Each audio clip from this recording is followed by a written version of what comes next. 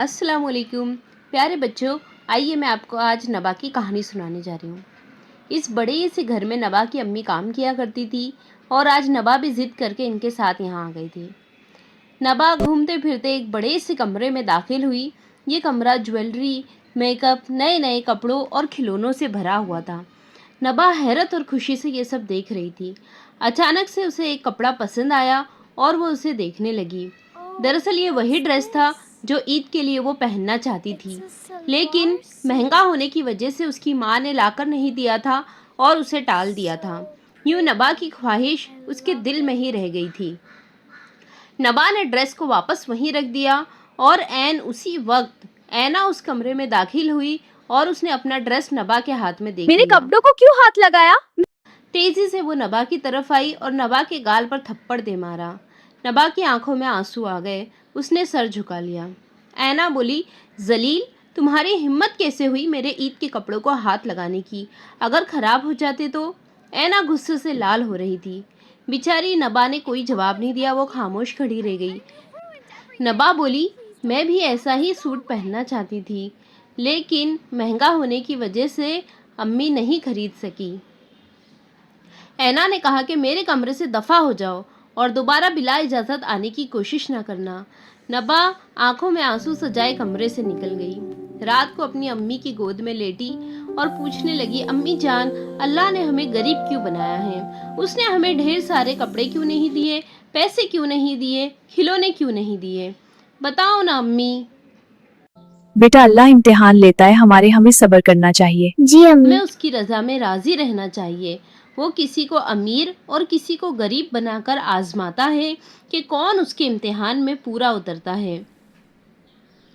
जब नबा की माँ खामोश हुई तो नबा जल्दी से बोली, क्या अल्लाह हमें वैसा कपड़ा नहीं दे सकते?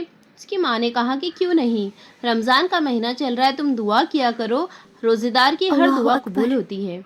अब नबा नमाज पढ़ती, रोज़े रखती और अल्लाह से खूब दुआ करती।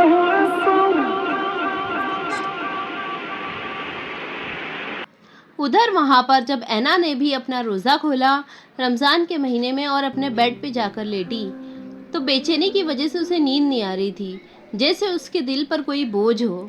बेचैनी की वजह से वो बार बार वो वही सोच रही थी कि आज उसने नबा को थप्पड़ मारा और वो अपने किए पे शर्मिंदा थी। दूसरे दिन सुबह उसने अपनी अम्मी जान को तमाम बात बताई। उसकी अम्मी और वो दोनों बाज़ार गए और बाज़ार से उन्होंने नबा का पसंदीदा कपड़ा खरीदा। कपड़ा खरीदकर वो दोनों सीधे नबा के घर पे पहुंचे और नबा के घर के दरवाजे की डोरबेल बजाई। डोरबेल की बेल सुनकर नबा ने जैसे ही दरवाज़ा खोला, ऐना और उसकी माँ को हैरत से देखते रह गए। ऐना की अम्मी ने कुछ चीज़ पीछे छुपा रखी थी। वो मुस्कुराकर घर में आई, सलाम किया और नबा से कहने लगी कि नबा, देखो मैं तुम्हारे लिए ईद में प्यारा सा तोहफा लाई हूँ।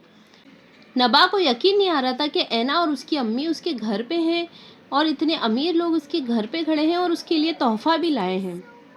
नबा ने जल्दी से वो तोहफा लिया और खुशी से उछल पड़ी। ऐना ने भी नबा से आगे बढ़कर माफ़ी मांगी और उसे गले से लगा लिया। नबा की अम्मी ने प्यार से नबा से कहा, देखा मेरी बेटी, मैं ना कहती थी कि जो भी दुआ मांगो अल्लाह ताला से, अल्लाह ताला ज़रूर कबूल करता है। और इस तरह नबा और ऐना की ईद खुशी खुशी हुई। इस कहानी से हमने ये सबक सीखा कि किसी का भी हमें दिल नहीं दुखाना चाहिए और अगर अल्लाह ताला ने आपको ज़्यादा माल और दौलत दी है तो उसे दूसरों में बांटना चाहिए।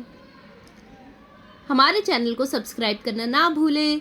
जन्नत के फूल 786। अल्लाह हाफिज़।